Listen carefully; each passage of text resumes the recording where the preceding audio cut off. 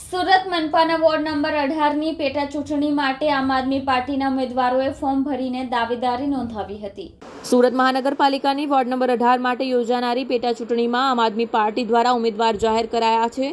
આમ આદમી પાર્ટી દ્વારા સૂરજ આહિરને ward number 18ની પેટા ચૂંટણી માટે જાહેર કરાયા હતા, જેથી શુક્રવારે બપોરે 2 કલાકે વિજય મુહૂર્તમાં ઉમેદવારી નોંધાવી હતી। વોર્ડ નંબર 18 લિંબાયત પર્વત અને કુંભારિયા બેઠકની પેટા ચૂંટણી માટે આમ આદમી પાર્ટીએ શિક્ષક યુવાન સૂરજ આહિરને ઉમેદવાર જાહેર કર્યો હોય, જેથી શુક્રવારે બપોરે 2 વાગ્યે વિજય મુહૂર્તમાં આમ આદમી પાર્ટીના સુરત પ્રમુખ તથા કોર્પોરેટરો અને પાર્ટીના હોદ્દેદારોની આગેવાનીમાં સૂરજ આહિરે ઉમેદવારી નોંધાવી હતી।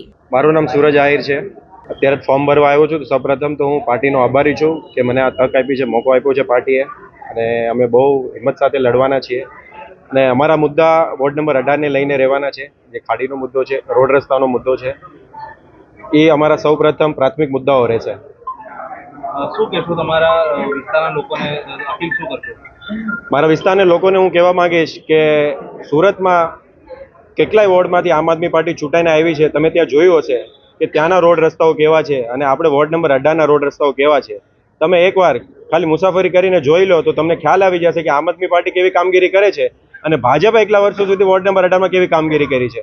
જો હું ચૂંટાઈને આવીશ, અમારી પાર્ટી ચૂંટાઈને આવશે, તો અમે એ જ રોડ રસ્તા અને એ જ તમને બધાને ફેસિલિટીઝ આપવાના છીએ।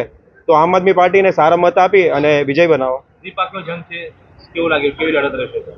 જો ત્રિપાખીઓ જંગ તો રહેવાનો જ છે, ભાજપ, કોંગ્રેસ અને આપ। પણ અત્યારે આ જે લડાઈ છે, જે ભાજપની ત્યાં સત્તા હોવા છતાં એ લોકોએ કામગીરી નથી કરી, એની લડાઈ છે। તો અત્યારે એ લોકોએ કામગીરી નથી કરી, તો અમારે અત્યારે કામગીરી બીજા વોર્ડમાં કરીને બતાવી છે। એટલા માટે અમે 18 નંબરમાં આ વખતે જીતવાના છીએ અને લોકો અમને બહુમતીથી વોટ આપવાના છે।